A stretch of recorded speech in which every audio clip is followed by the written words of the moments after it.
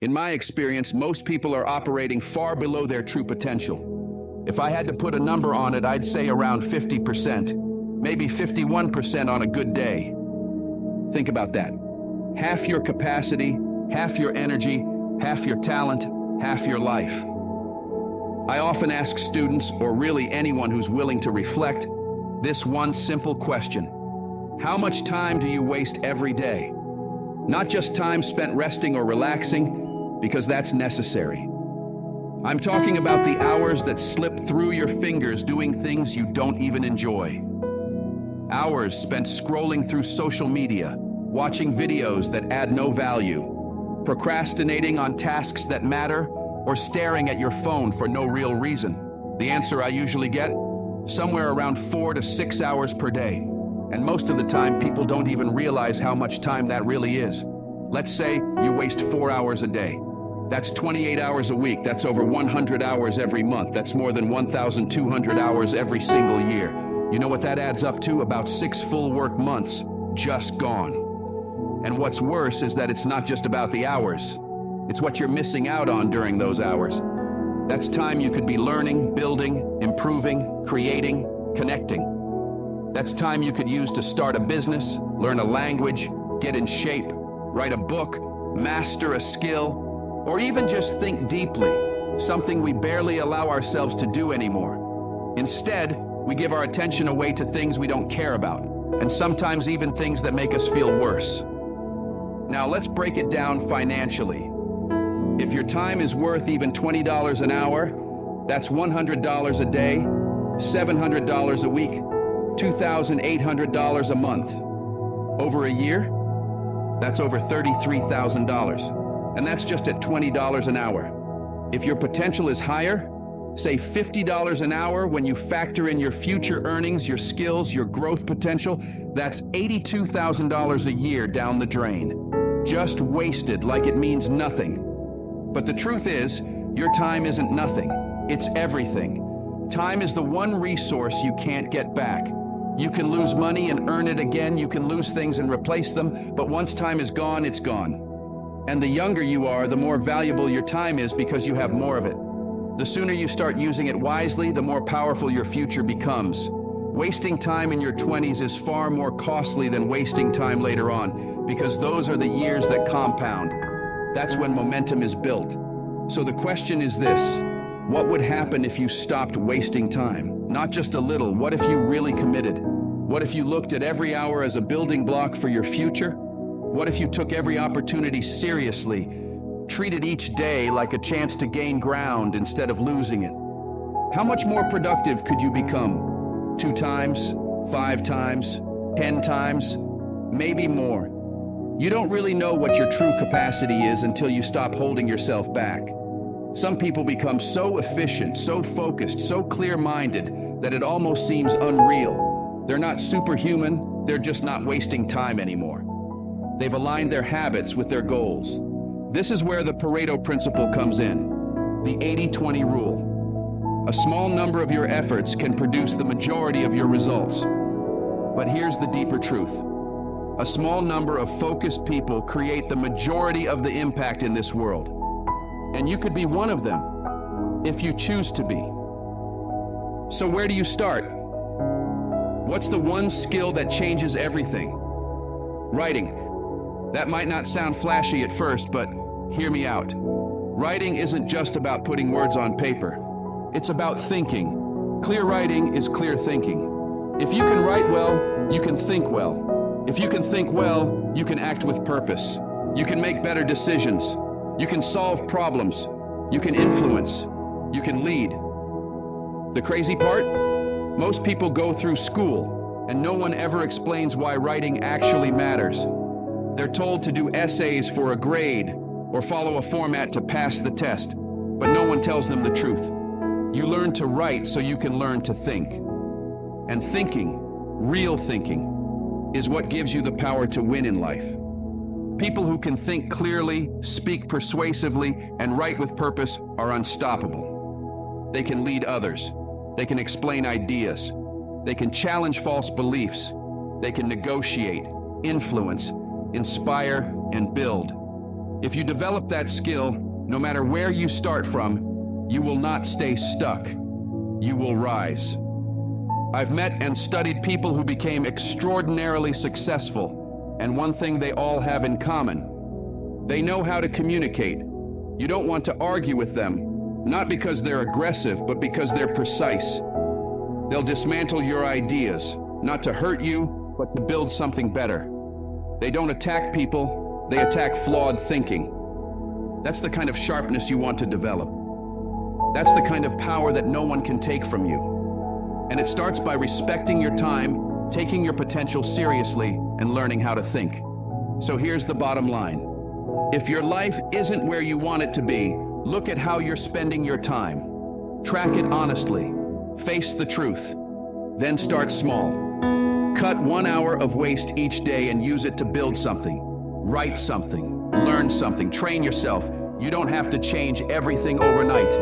But if you commit to using even a small part of your day intentionally, the effects compound. The gap between who you are and who you could be will start to close. And the more you close that gap, the more powerful you become. Not just for yourself, but for everyone around you. You are capable of so much more. But you have to stop letting your potential rot in the shadows of distraction and delay. You have to stop giving away your most valuable asset, your time, for nothing. Use it. Build something. Learn to write. Learn to think. And then, change the world. If you're going to make a point, whether in a conversation, a debate, a meeting, or even a casual discussion, you have to come prepared. You need to know what you're saying and why you're saying it. Because if the other person has their ideas lined up and you don't, you're going to come off as scattered, unprepared, and maybe even foolish. And let's be real. People can sense when you're not organized.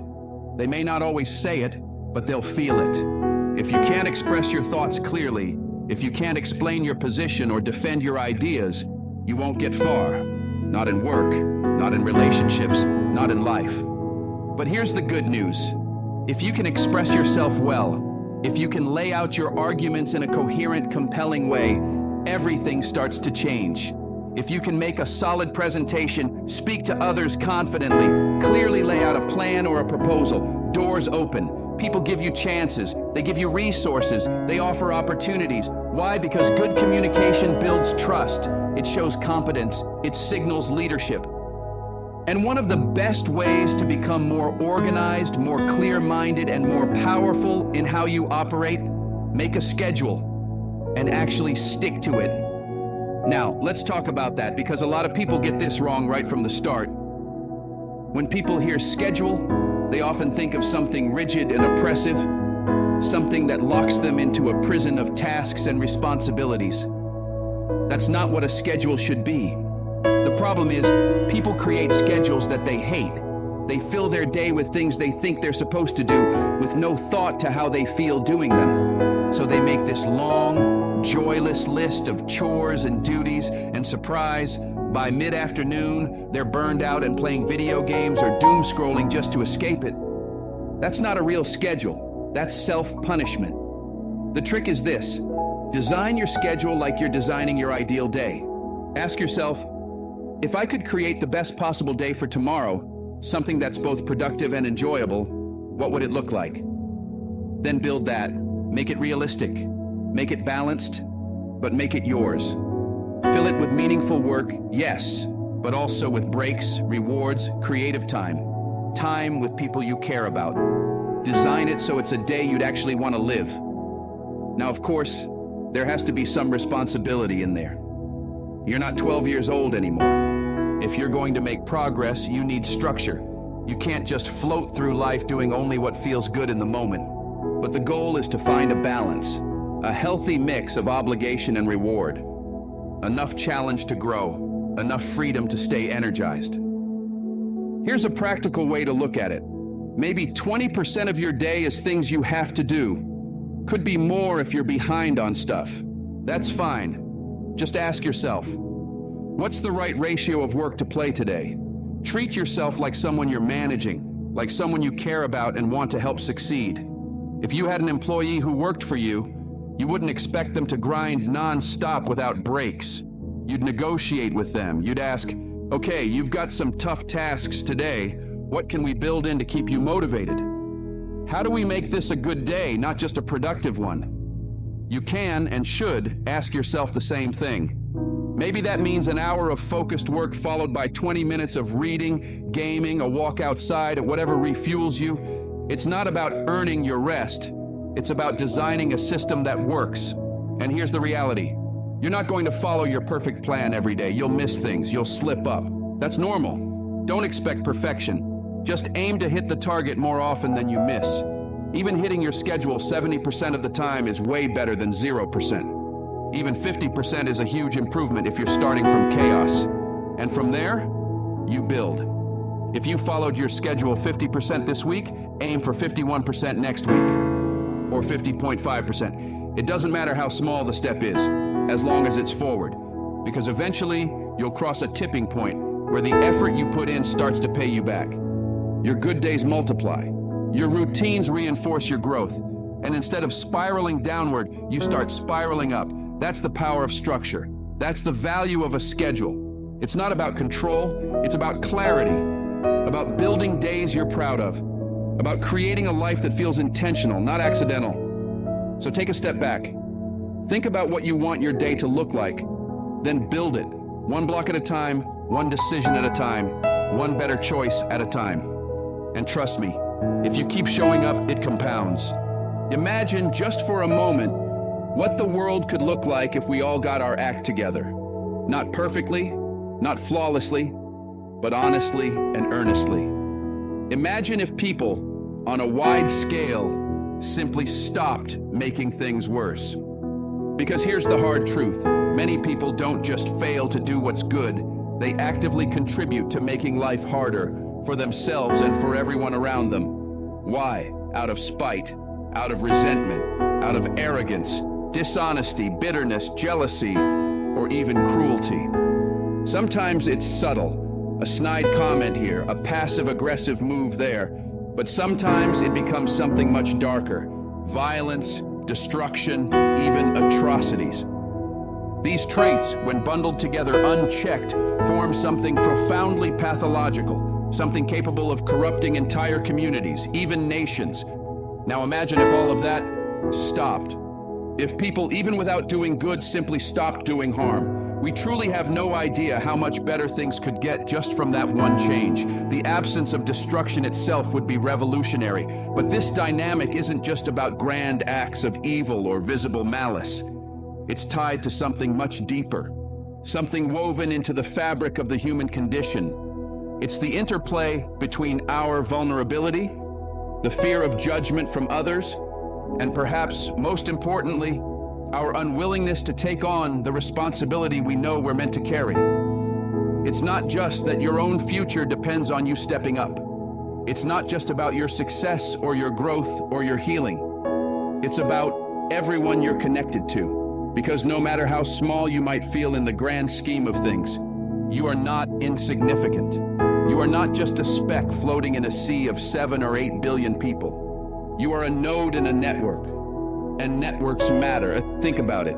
Over the course of your life, you'll meet thousands of people. You'll influence them through your words, your actions, your example. Each of those people will influence thousands more. Suddenly, you're just 1 or 2 degrees of separation from millions. That's not theory, that's math. That's how social structures work. And now with the reach of social media and digital communication, that influence is even more amplified. So when you choose to do good or not to do harm, it ripples. Like a stone dropped into a pond, your decisions send out waves. You may never see where those waves land, but they will land. Someone will be affected, encouraged, discouraged, strengthened, or broken because of something you did or didn't do. And once you realize that, really realize it, the world starts to feel heavier. It starts to matter. And that can be terrifying. Because if what you do actually counts, then you're no longer free to live as if nothing matters. You're no longer free to avoid responsibility by pretending that your actions are inconsequential. And you might say, well, isn't that better than living a meaningless life? Sure. on the surface, but it's not that simple. When really given the choice, many people would rather embrace meaninglessness than responsibility. Because if nothing matters, then you're free. You can't fail. You can't be blamed. You can't disappoint anyone. You can suffer, but at least there's no burden to carry, no standard to live up to, no risk of letting the world down. That's the strange bargain of nihilism. Yes, it's miserable, but it comes with a twisted comfort. You don't have to act. You don't have to try. You can stay curled in your suffering and tell yourself there's no point to trying anyway. And people will sympathize. They'll pity you. They'll say, yeah, life's just hard. It's meaningless. It's chaos. And suddenly you've built an identity on powerlessness, on victimhood. You've taken the role of the martyr. And for some, that's a seductive position. But here's the cost. You trade potential for pity. You trade purpose for passivity. You trade a meaningful life for a tolerable one, and all the while that emptiness grows. It doesn't have to be that way. Because the opposite path is always available, and it starts with one simple idea. Take responsibility. Start small. Clean up your life. Own your choices. Speak the truth. Act with courage. Carry your share of the weight. And then, when you're ready, help someone else carry theirs too. That's not easy. In fact, it's the hardest path there is, but it's also the only one that leads somewhere worth going. Alexander Solzhenitsyn discovered this the hard way. He endured the gulags of Soviet Russia, the very definition of hell on earth. And instead of coming out of that experience broken and bitter, he came out with a revelation. When individuals live lies, when they choose comfort over courage, and when enough people do that, they don't just ruin their own lives, they ruin the world. When people live pathologically, society itself becomes pathological. And history has shown us, over and over, that enough personal corruption leads to collective catastrophe. The 20th century is filled with chilling examples: totalitarian regimes, genocides, mass atrocities, all fueled by people who chose resentment over responsibility, who preferred power to truth, who passed off their own moral cowardice as someone else's fault. If you have the strength, read the Gulag Archipelago. Not just to witness what hell on earth looks like, but to understand how it's built. It's not constructed in a day. It's not the work of one villain. It's built slowly, day by ordinary people making 1,000 small decisions to avoid the truth, to betray their conscience, and to turn away from responsibility. So you have to ask yourself, if your actions shape your life and your life shapes others, then what kind of world are you helping to create? It starts with you. Every single day, it starts with you. Choose meaning, choose truth, choose responsibility, even if it's heavy, especially when it's heavy, because the alternative isn't freedom. The alternative is slow decay, and you're not meant for that. None of us are. Nobody can thrive without structure. It's just not possible. You can try for a while to live in chaos. You can resist the idea of routine, treat it like some kind of trap, something that kills your freedom. But eventually, that kind of freedom becomes a prison of its own. One filled with confusion, instability, stress, and regret. So let's be blunt. You need a routine. Everyone does. Without one, your life slips into disorder and your mind follows. Your sleep gets thrown off, your focus fades, your motivation disappears, and you start losing track of what even matters anymore. If you don't already have a routine, now's the time to start building one. It doesn't need to be rigid or robotic, but it must be intentional. Start with something simple. Pick a time to get up every morning. Whatever time works best for your life, but stick to it. Because when you wake up at different times every day, you're not just losing hours, you're disrupting your circadian rhythm.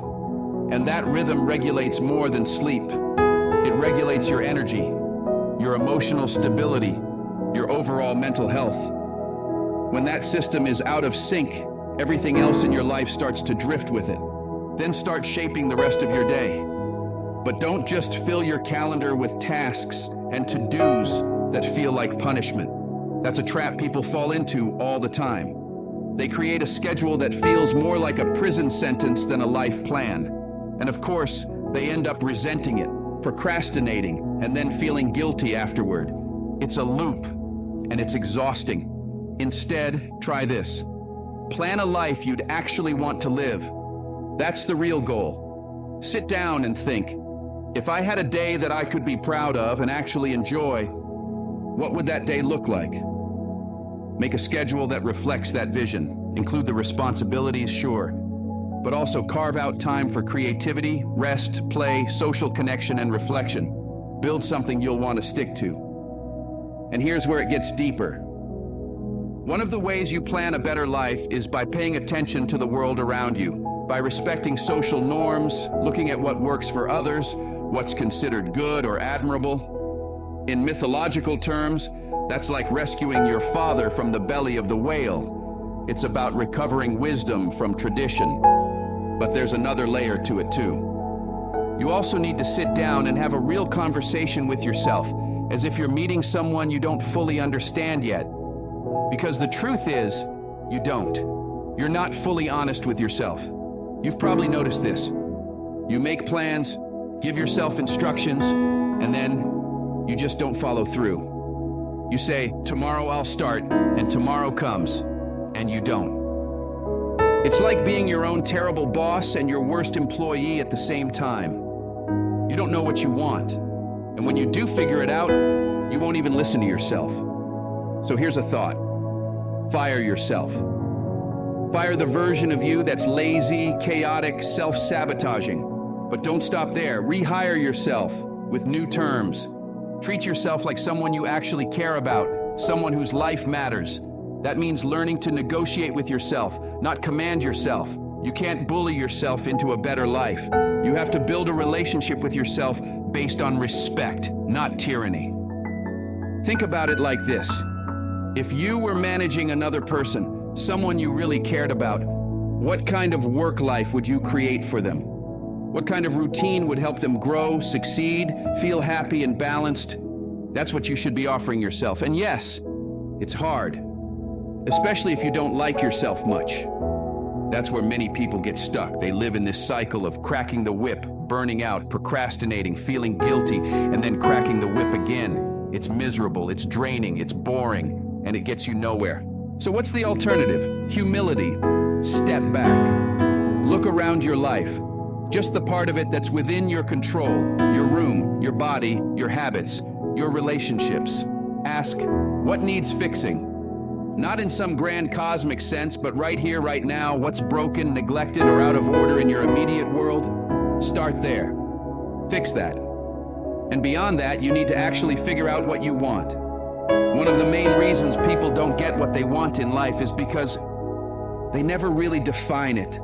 They never sit down and say, this is what a good life would look like for me. And even when they do, they often aim too low or aim for the wrong things. Because here's another truth. You might not even want what you think you want. Status, money, attention, success, those things aren't inherently bad, but they're also not guaranteed to fulfill you. What if there's something better than what you want? Something you haven't even imagined yet because you haven't stopped to ask, what would actually be good for you? That's a powerful question. What would be good for me? Not just what I desire, but what would actually make my life fuller, richer, more whole. To answer that, try imagining that you were responsible for taking care of yourself, but as if you were someone else. Imagine you had to nurture, guide, and protect the person you see in the mirror, like they were a loved one, not a burden. What kind of life would you want to give them? That's where it all begins. Because once you start treating yourself with that kind of care and intentionality, you'll stop being your own enemy. You'll stop living in chaos. You'll stop sabotaging your future just to escape discomfort in the present. You'll start to build something solid, something sustainable, a life worth showing up for. And all of that starts with a routine, one that works for you, not against you. One rooted in discipline, yes, but also in compassion, in clarity, and in the belief that your life is worth organizing. Because it is. Let's say you really wanted the best for someone. Not just in theory, not just, I hope they do well, but in a serious, invested way. You want their life to go as well as it possibly could. What would that actually look like? To answer that, you'd have to do something most people don't bother to do. You'd have to sit down and think, really think. You'd need to ask, what would their life need to look like, day to day, year to year, for things to truly be good for them? Not perfect, not easy, but meaningful, stable, fulfilling, worth living. And here's the twist. Most people don't do this for themselves. They don't sit down and say, all right, I've been given a life, it's mine, it's difficult, yes, but it's something. So where do I want to take it? They drift, they react, they hope, but they rarely plan. What if, instead, you took the time to really figure it out? What if you asked yourself 3 years from now, what would I need to build in order to have what I truly need? Not everything, not fantasies, not illusions, but the things that would genuinely be good for you. The kind of life you'd look at and say, yeah, this was worth the work. The truth is, you can't have everything. That's a given. Life doesn't work like that. But you can have what's good for you. You can build something meaningful. But first, you need to define it. And that's where most people fall. They never set the terms. They never decide what success would actually look like. And if you don't define it, how could you possibly reach it? Success, by its very nature, is narrow, specific. It's like hitting the bullseye on a dartboard in the dark. If you don't even know what wall the board's on, the chance you hit the target by accident? 0. But here's the encouraging part. My experience has shown me that if people do figure out what would be good for them, if they sit down, take the time, and make a clear decision, then aim at it honestly and consistently, they often get it. It's not a guarantee, of course. Life throws curveballs. But there's something about orienting yourself toward the good, toward what's right for you, that moves you closer, even when you stumble. And yes, the process is messy. You don't chart a straight line to your destination. You start with a goal, and as you move toward it, you learn. You adjust, you refine, you correct. Your aim changes not because you were wrong, but because walking the path gives you better vision. You discover more about what you truly need along the way. But none of this works unless you start with a serious question. What do I want? And deeper than that, what would actually be good for me? Now, wanting something in this context isn't just daydreaming. It's not wishful thinking or casual hoping. It's not, I'd like this if the universe just handed it to me. No.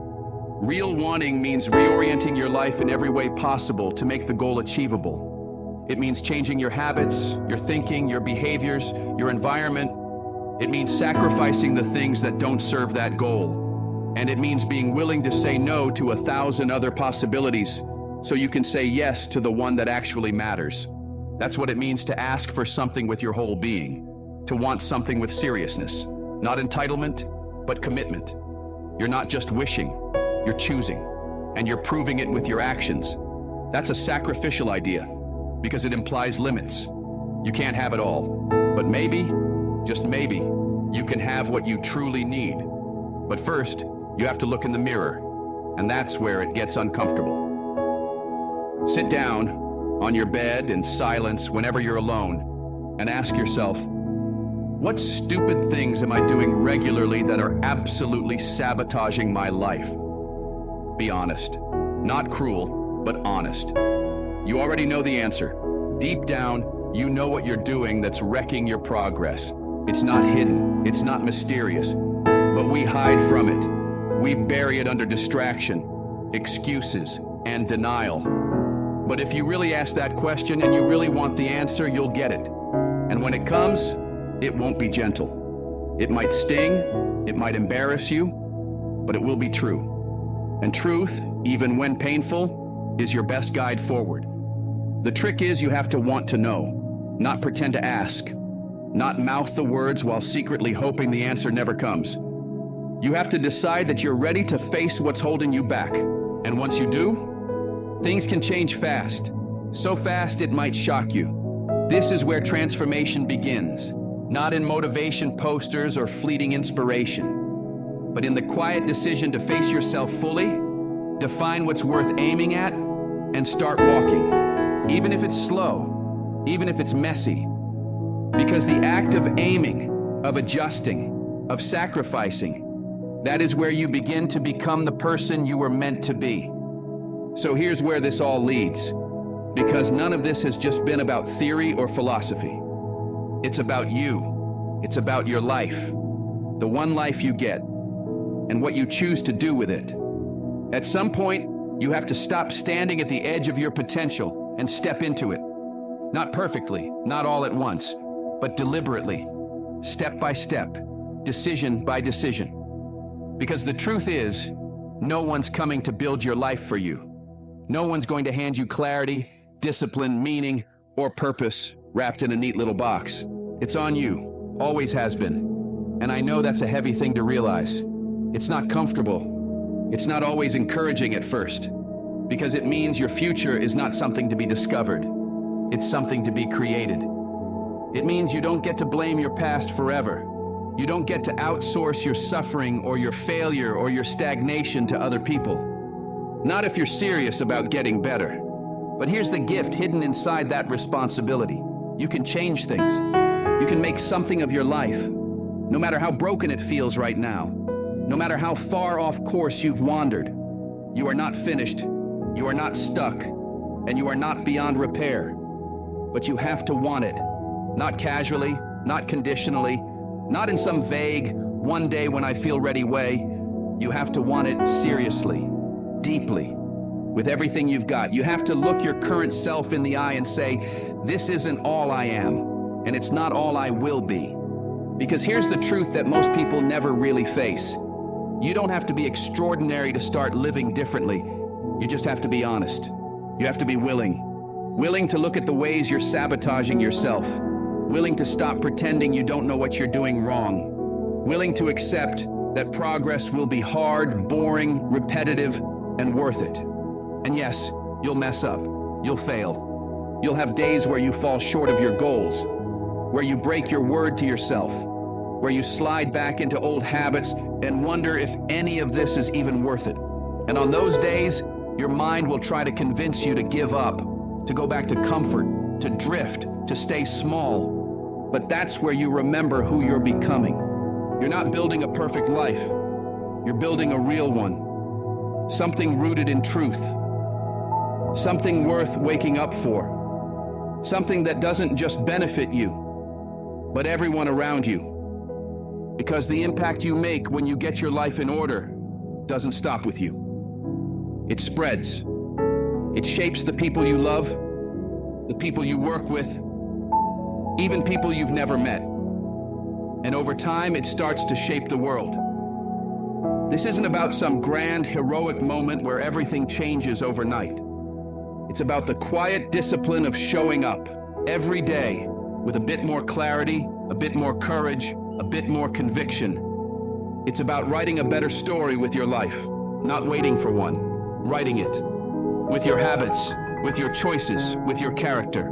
So the question becomes, are you going to keep waiting for things to change? Or are you going to be the one who changes them? You don't need to have it all figured out. You just need to start. Start small, start messy, start now. Sit down. Ask the hard questions. Make a plan. Commit to it. Fail, adjust, and keep going. Don't stop. Because your future, your real future, isn't built in the moments where you feel strong. It's built in the moments where you decide to act, even when you don't. And that future, that meaningful life that's possible for you, it's not waiting at the finish line. It's waiting at the starting line. So take the first step. Not tomorrow, not someday, but now.